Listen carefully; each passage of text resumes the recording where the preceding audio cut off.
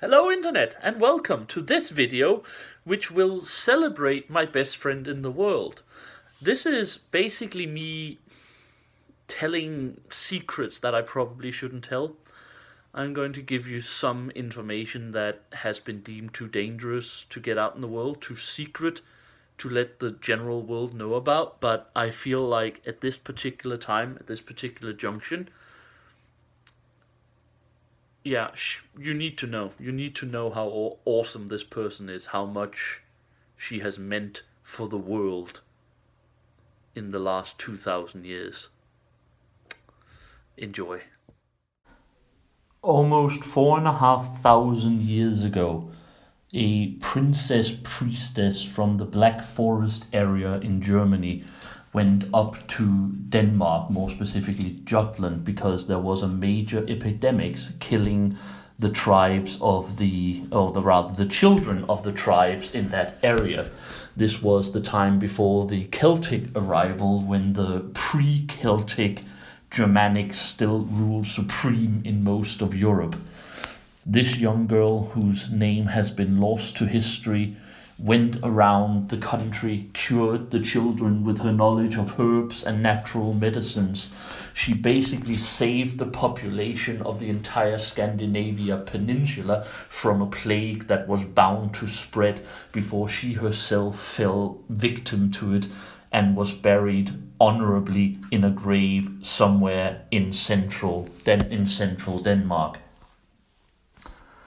This woman was a saint. This woman was the first real European saint, and many times has she been reborn. Every time someone, children, innocents, anyone has been suffering, she has been reborn.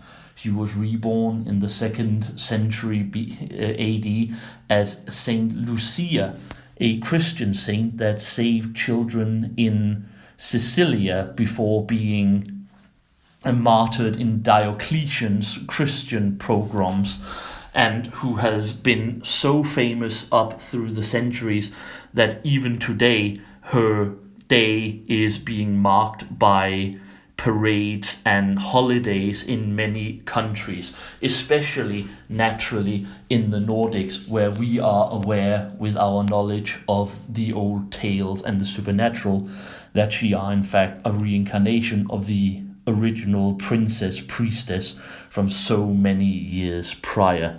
And now, people, this is where you need to know she has been reborn again. Lexie Madison, aka Spangle Lime on Twitter. Look at her, the perfect example of pure virginal womanhood, the saint of saints, the person who exists for the sole purpose of helping and saving the helpless, the people in distress, the children, the animal, the needy, the huddled masses. You will remember when there was the great cholera outbreak amongst the children of the state of Virginia, when she rode in on her white horse up from Massachusetts, rode day and night down through the wilderness until she reached rural Virginia, where she labored endlessly for almost 3 weeks. No sleep, no food, no rest allowed her, until all the children suffering from that cholera had been brought back to health and safety, and the thing had been annihilated once again in the Western world. You will remember how she, even just a few years later, came to the aid when there was that school shooting up in Vermont, and she strode into the school and made the gunman put down his gun with just one glance of disapproval. So powerful was her presence that she was able to do this. You will remember when North Korea launched the nuclear missile at Seattle, and it was her direct intercession with Kim Il-jong that made him detonated over the North Pacific before it spawned global nuclear holocaust and war. This is the girl we are talking about, the most powerful and effective current living saint. the reincarnation of the Egtved girl and Saint Lucia, Spangle Line, glory of the world, as important as the sun, as glorious and as wonderful as God's own light. You will all remember how she basically came to Nerd Week to re-establish that ancient tradition and once more make it into the greatest discussion of philosophical minds known to man.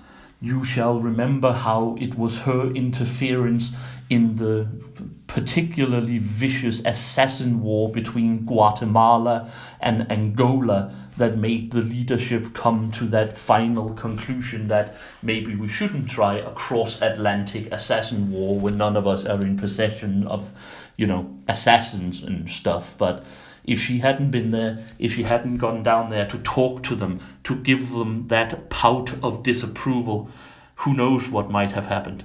Who truly knows? We are also aware that just the day before Fidel Castro's death, she was seen in Cuba. She might actually have helped us get rid of the last great communist dictator in the world. This is somewhat different from her normal stuff, but at least we are aware of her glory in this. There are some rumors, in fact, that it was her who redesigned the White House when the West Wing was built. How can this be, you ask me? This was way before she was born. I tell you, there is no limit to the powers of the living saint that is Lexie. You must bow down and worship this woman. You must give her all. You must give her all your prayers, your hopes, your dreams. Come to her and be nourished. Give her your worries and feed on her light. Give her your cares and be uplifted to true happiness. It is your one chance for joy in this world. And now it has happened. The one thing we have prayed for, the one thing the entire region I live in has done nothing but ask for so long. She has returned to Scandinavia, a region plagued by sectarian struggle, religious warfare, and insipid discussions about which size ballet shoes should be used. She will save us all. She will bring us together in love and happiness and brotherhood and appreciation of Tuesdays that has so long gone unnoticed within the greater northern community that has been so sharply divided since the Great Tuesday War of 1678.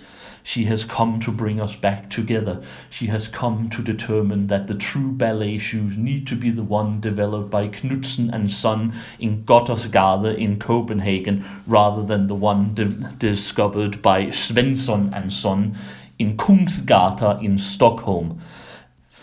Lexie, I salute you. It is perfection that reigns within you.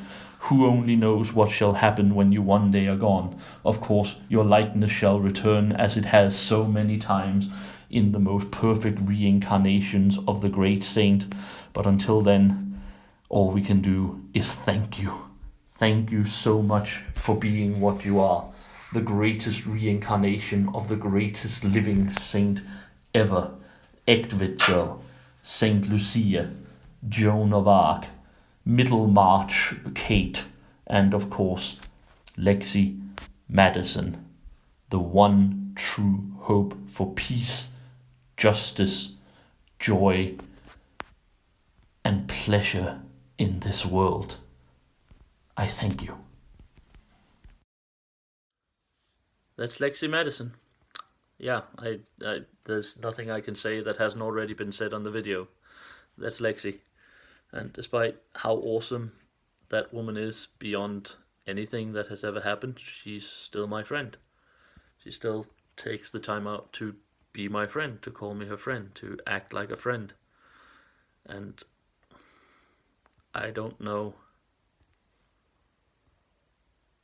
Joking aside, I don't know if I can ever in words express how grateful I am that she's willing to be my friend, that she's willing to lower herself down to the level of actually associating with me in the first place, and then to actually be my friend.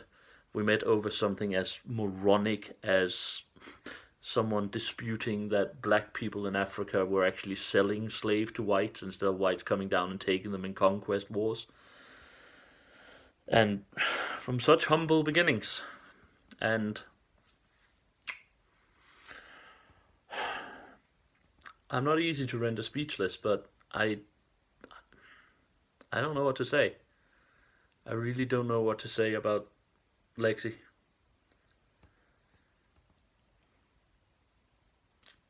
I wish I was a religious man, just so I could thank God for allowing me to have her in my life. But I think instead I'll just thank you. Thank you, Lexie. Thank you, sweetie. Your friendship has meant more to me than probably any other relationship I've ever had. You mean more to me than I can express in words, and I love you more than you will ever, ever, ever realize or understand. Happy birthday, Lexie. May it be a good one and make you have an awesome year. Love you.